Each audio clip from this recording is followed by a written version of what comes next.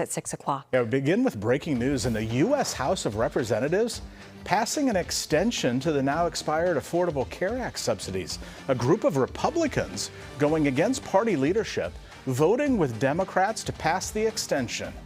The bill still needs approval in the Senate and then the president's signature to become law. They want us to bend the knee. They want us to capitulate.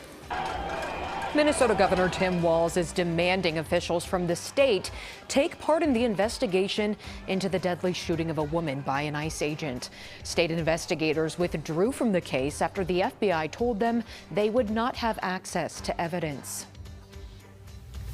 The man found responsible for the death of a Nebraska police officer was sentenced today to more than 2 years behind bars.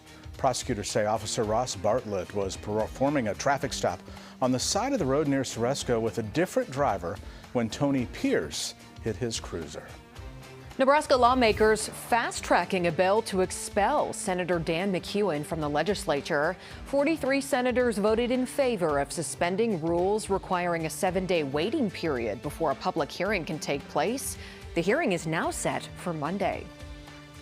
5 Republican senators crossing the aisle today, voting to advance a measure which would limit U.S. military action in Venezuela.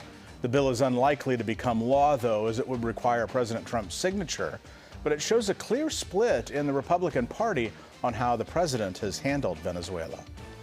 The Farnham Street Bridge is coming down. Crews will start tearing down the bridge over I-480 tomorrow night. This means I-480 in the area will completely close from 9 in the evening on Friday through Monday morning at 6. So keep this in mind if you're heading to the Creighton game on Sunday. Breaking tonight, the Nebraska